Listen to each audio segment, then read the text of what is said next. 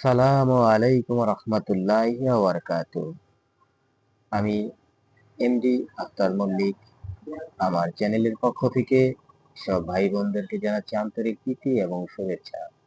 নতুন আরেকটি ব্লগ নিয়ে হাজির হলাম আপনাদের মাঝে। আশা করি আপনাদের এই ব্লগটি ভালো লাগবে।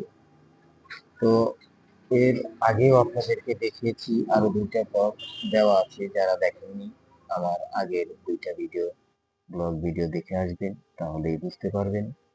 আমি এই ব্লগ দুটো শেষ করেই আমি আবার এই বাঁশের সাঁকোটা পার হয়ে যাচ্ছি রুটের ওপার। এই খাদের ভিতর দিয়ে যাচ্ছি। খাদের মাঝখান দিয়ে আছে একটি বাতর আছে, সেই বাতর দিয়ে আমি হেঁটে হেঁটে যাচ্ছি। আর এই খাদের ভিতরে লাগানো হয়েছে ইরি ধান। ইরি ধান লাগানো হয়েছে, কৃষকরা ইরি ধান লাগিয়েছে। এখানে পানি দেওয়া লাগে নাই, শুধু সার দেওয়া লাগছে।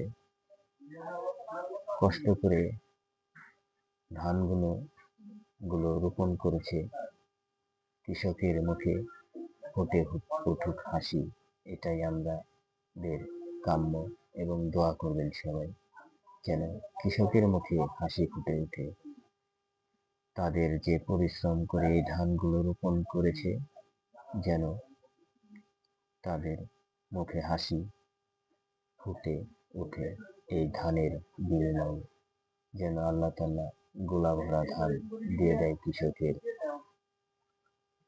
তো যাই হোক, আমার কথার মাধ্যমে যদি কোনো ভুল ত্রুটি হয়ে থাকে, ক্ষমা সুন্দর দৃষ্টিতে দেখবেন আমার প্রিয় ভাই বোনেরা, এবং আমার পাশে থাকবেন। সকালের শীতের সকাল, চারদিকে ঢেকে আছে কুয়াশার চাদর।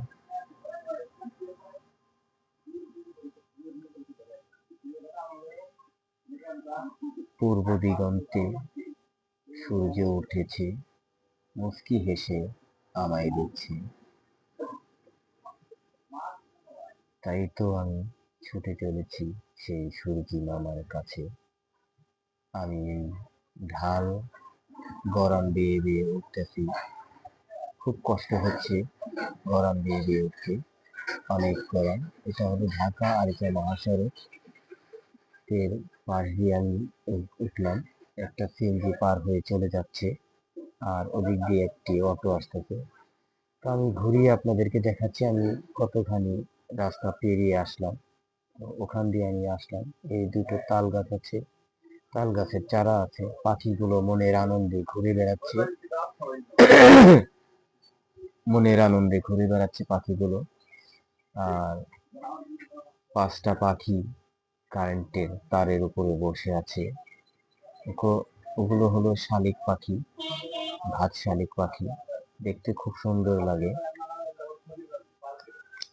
তো আমি এখন রাস্তার দক্ষিণ পাশে যাব, উত্তর পাশ থেকে দক্ষিণ পাশে যাব রাস্তা। তো এই গাড়িটা যাওয়ার পরে আমি পার হয়ে যাচ্ছি, দেখতেই পাচ্ছেন।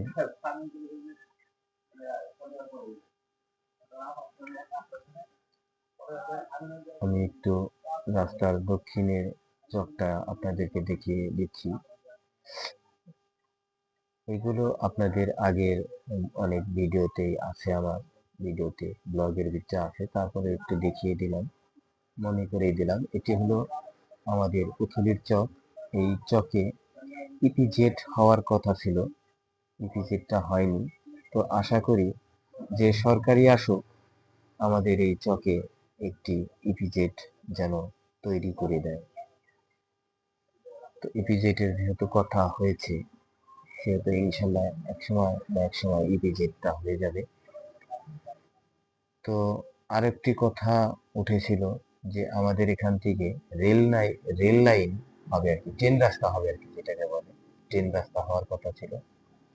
তো জানি না আল্লাহ পাক কি হবে, কি করবে না করবে, সবই আল্লাহর ইচ্ছা।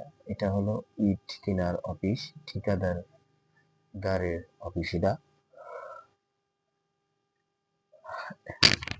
এখানে বসেই ইট বিক্রি করে ঠিকাদাররা। আমি এই পাশটা আপনাদেরকে একটু ভালো করে দেখানোর চেষ্টা করতেছি। এটা হলো সজনে গাছ। সজনের পাতা ভাইজা